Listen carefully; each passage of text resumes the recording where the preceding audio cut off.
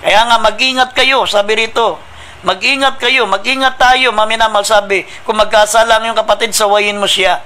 Kung siya magsisi, patawarin mo siya. Pag natitisod ka sa kapatid mo, mga minamal, may nakikita kang mali o may ginagawa sa iyong mali, sabi ng Biblia, sawayin mo siya. Open rebuke is better than to secret love. Hindi masamang sawayin kapag mali ang ginagawa niya, pero kung kikimkimin mo, pero yan ang maging dahilan ng iyong ikatitisod, lugi ka. Amen. At sabi ng Biblia, mag-ingat ka, mag-ingat tayo. Sabi rito, kung magkasala ang iyong kapatid, sawayin mo. Pagsabihan mo siya. At ang sabi ko, siya magsisi, patawarin mo siya. Amen. Yan po ang prinsipyo ng pagiging mananampalataya. Pero kung ikaw matitisurin, lalo na sa salita ng Diyos, pag sa salita ka ng Diyos natisod, sa mahalapang ng Kristo ka natisod. Amen. Sabi na Mateo 11, talatang 6, mapalad ang mga taong hindi nakasusumpong ng katitisuran sa akin. Kaya kung natitisod ka sa salita ng Diyos, wala naman mga minamal dahilan para matisod ka, sapagkat ang salita ng Diyos ay katulad po ng tabak na may magkabilang talim. Para kang inooperan, masasaktan ka, pero pagkatapos mo, mga minamal, na tanggapin ang salita ng Diyos, katulad ka, mga minamal, na inoperahan, inalis, mga minamal, yung mga sakit sa katawan mo, yung cancer mo, kinoperan, inalis yung mga nabubulok na bahagi ng katawan mo, pagkatapos nun, makakaginhawa ka na. Amen. Ganun ang salita ng Diyos, maminamahal. At dito, kung masusumpungan po natin ng John chapter 6, verse 60 up to 61, ang mga alagad, o mga dating mga mananampalataya noon, alagad lang ang natira, mga 12 alagad lang ang natira sa 10,000 na sumusunod sa ating pinakamamahal na Panginoon. Libo-libo ang lumalapit sa malapanan, pero sabi rito, 12 lang ang natira sapagkat natisod po sila. Walang dahilan na ikatitisod dahil sa salita sila ng Diyos, sa salita sila ng mahal pa ng Kristo na tisod. Sabi rito, basahin po natin ang John chapter 6, verse 60 up to 61, talo ng 65 up to 69. Dito sa aklat ng John chapter 6, verse 60 and 61, italo ng 65 hanggang 69.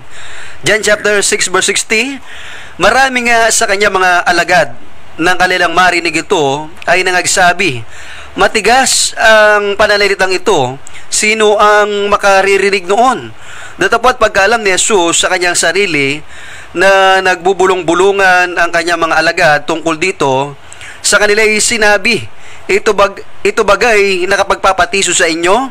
Talo ng 65 hanggang 69. 65, at sinabi niya, dahil dito'y sinasabi ko sa inyo na walang taong makalalapit sa akin, maliban na ipagkaloob sa kanya ng Ama. Dahil dito'y marami sa kanya mga alagad ay nagsitalikod at hindi na nagsisama sa kanya. Sinabi nga ni Jesus sa 12, ibig baga ninyong magsialis din naman? Sinagot siya ni Simon Pedro, Panginoon, kanino kami magsisipa roon? Ikaw ang may mga salita ng buhay na walang hanggan. 69, chapter 69, at kami nagsisisampalataya at nakikilala namin na ikaw ang banal ng Diyos. Amen. Amen. Yan po, maminamalang sabi ng banal na kasulatan. Yes. Kaya nga, kung ikaw ay natisod sa salita ng Diyos, maminamahal, wala kang pwedeng idahilan. Hindi yan ang pwedeng makapagpatisod sa iyo, sapagkat ang salita ng Diyos, sabi nga ng Roma Kapitulo 7, talatang 12, ang salita ng Diyos ay matuwid. Ang salita ng Diyos ay banal. Yes. Ang salita ng Diyos, maminamal, ito po ang maglilinis sa atin upang tayo po ay maging karapat-dapat sa harapan ng ating mahal na Panginoon. Kasi sinabi ng ating malapang na maminamahal, kayo rin ba ay matitisod? Sabi niya sa mga alagad, kasi yung 10,000 umalis, 12 ang natira, Judas pa. Mayroon pang Judas na isa. Amen. Ang sabi ng malapang nun sa mga natira, kayo rin ba ay magsisialis sa akin? Ang magsisialis din naman, pero napakaganda ng sagot ni Apostol Pedro. Sabi niya, mga minamahal, Panginoon, kung kami ay magsisialis din, saan kami magsisiparoon? Ikaw lamang ang may salita ng buhay na walang hanggan. Yeah. At kami nagsampalataya at nakilala namin na ikaw ang banal ng Diyos. That's right.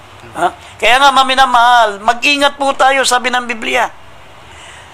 Sabi nga ni Apostol sinabi nga na malapang nung kay Apostol Apostol Pablo, maminamal nung siya po'y nangihina na sapagkat lahat ng mga pinanalanginan niya gumaling.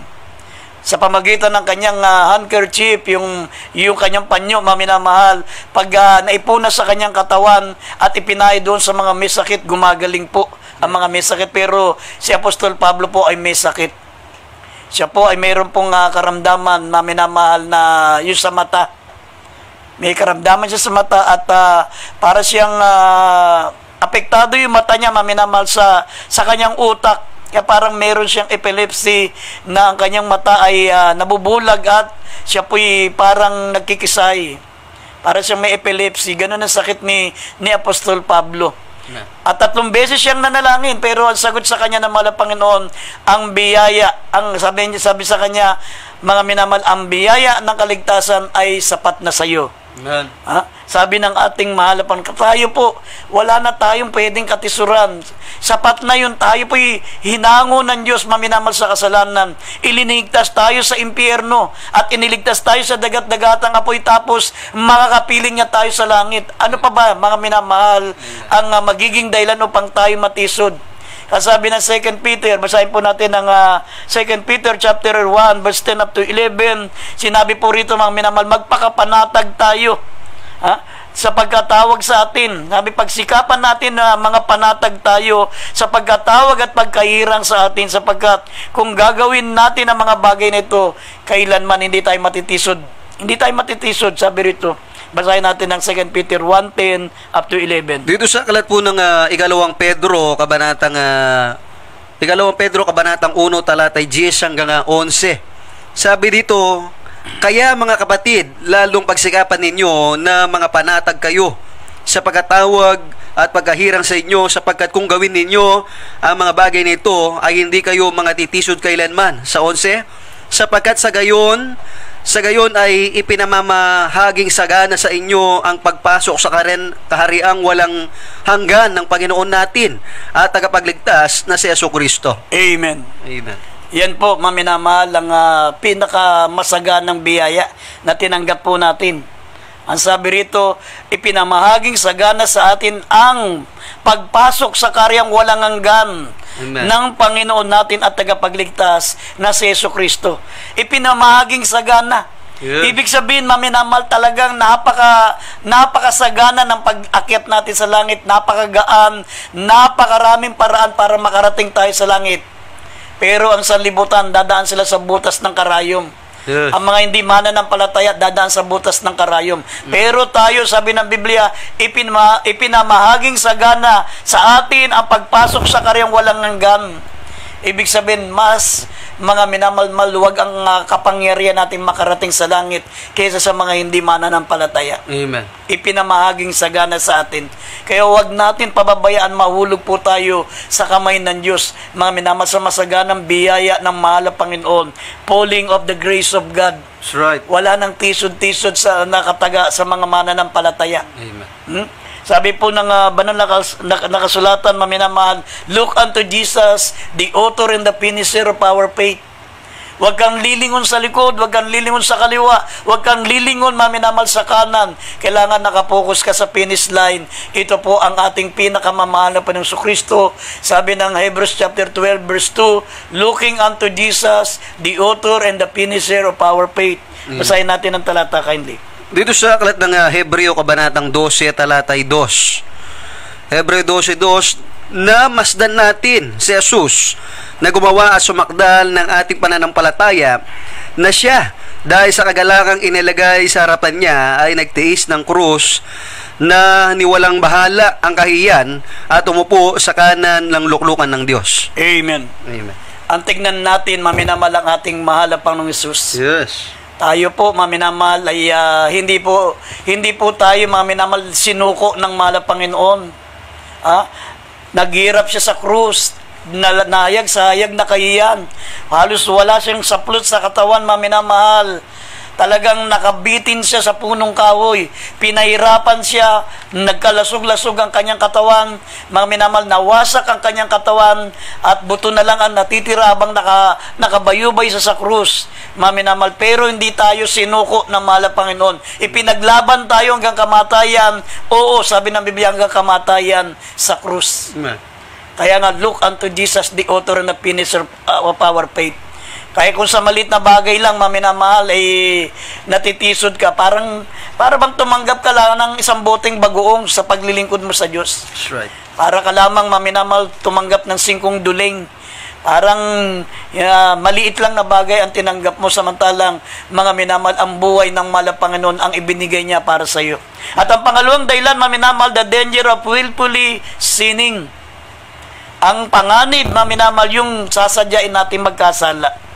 Sinabi rito sa Roma, Kapitulo 6, talatang 1 hanggang 2 at italo natin ng 15, huwag nawa maminamahal na tayo po ay magkasala, magpaulit-ulit sa paggawa ng kasalanan upang ang biyaya ay sumagana. Mali po ang pagkaintindi ng iba na pwede tayong magkasala dahil tayo po ay nasa grace of God. Hindi po. Amen. Mali po yan. Sabi rito ng Roma, Kapitulo 6, basahin natin, talatang 1 hanggang 2, italo ng 15. Dito sa aklat po ng mga taga-Roma, kabanata nga 6, talatay 1 hanggang 2, italo ng 15. Ano ang ating sasabihin? Magpapatuloy baga tayo sa pagkakasala upang ang biyaya ay makapanagana? Huwag nawang mangyari. Tayong mga patay na sa pagkakasala, paano nga tayong mga bubuhay pariyan? Talo ng 15. Ano nga? Magkakasala baga tayo dahil sa tayo'y wala sa ilalim ng kautusan, kundi sa ilalim ng biyaya? Huwag nawang mangyari. Amen. Amen. Kaya nga, maminamahal, pag tayo po ay bumalik sa kasalanan, sinabi ng Banal na Kasulatan, wala nang haing natitira pa. Kaya sabi ng Banal na Kasulatan, mga minamahal, na magkakasala baga tayo dahil nasa ilalim na tayo wala tayo sa ilalim ng kautusan, kundi nasa ilalim na nga ng biyaya, huwag nawang mangyari. Yes, amen. Dahil sabi ng Galacia, Kapitulo 2, talatang 17, ang ating mahal na Panginoon Jesucristo ba ay ministro ng kasalanan? Huwag tayong tumulad, maminamahal, doon sa mga kinikilala nilang mga lingkod ng Diyos ay mga ministro. Kasi talaga nagpapatuloy sa pagkakasala yung mga yan. Pero tayo po, niligtas tayo ng ating pinakamamahal na Panginoong Jesucristo sa kasalanan. Sinabi ng Biblia, hindi tayo dapat nagpapatuloy sa kasalanan sapagkat ang mahal na Panginoong Jesucristo ay hindi ministro ng kasalanan. Right. Basahin natin ng Galacia 2, talatang 17. Dito sa aklat ng Galacia, kabanatang 17, Galacia 2:17, ngunit kung samantalang ating pinagsisikapan na tayo ariing ganap kay Kristo, ay tayo rin na may nangasusumpungang mga makasalanan, si Kristo baga ay ministro ng kasalanan, huwag nawang mangyari. Amen. Yan po sabi ng Banal na Kasulatan. Sabi rito, ngunit kung samantalang ating pinagsisikapan na tayo'y ariing ganap kay Kristo at tayo rin naman ay masusumpungan ng mga makasalanan, si Kristo'y bagay ministro ng kasalanan, huwag nawang mangyari, sabi ng Biblia. Kasi yung pananaw ng iba, maminamahal, naligtas na sila sa biyaya, kaya nga okay lang mag-enjoy sa kasalanan. Hindi ganun. Sinabi ng Hebrews chapter 10, verse 26 up to 27, sabi rito, maminamahal, kapag sinasadya natin ang paggawa ng kasalanan, ay wala nang haing natitira pa. Kundi, maminamahal, paghuhukom. Sabi, paghuhukom nalalamon sa mga kaaway. Ituturing kang kaaway ng Diyos. Pag ikaw ay mananampalataya pero sinasadya mo ang paggawa ng kasalanan, ituturing kang mortal na kaaway ng Diyos. Anak ka ng Diyos, magiging kaaway ka niya. Basahin natin Hebrews 10:26 up to 27. Dito po sa aklat ng Hebreo, kabanatang 10, talatay 25 hanggang 26, na huwag nating pabayaan ang ating pagkakatipon na gaya ng ugali ng iba, kundi mag-aralan sa isa't isa, at lalo na kung inyong namamalas na nalalapit ng araw. 26, sapagkat kung ating sinasadya ang pagkakasala pagkatapos na ating matanggap ang pagkakilala sa katotohanan, ay wala nang haing natitira pa tungkol sa mga kasalanan. Amen. Amen. Yan po, maminamahal, sabi ng Biblia, Hebrew 10:26. Ha? At kung mababasa rin natin ang 27, ang sabi pa rito, maminamahal, ang tawag sa atin ng Diyos ay kaaway. Yes. Kundi isang kakilakilabot na paghihintay sa paghuhukom at isang kabangisan ng apoy na lalaman sa mga kaaway. Yan po ang mangyayari, maminamahal, lalo na po kapag tayo po'y nagkakatipon o hindi natin pinahalaga ng ating pagkakatipon. Kung sinasadya natin ang pagkakasala, mas pupunta pa tayo sa mga libangan, pupunta tayo, mga minamahal, sa mga pasyalan kaysa pumunta sa gawain ng Diyos.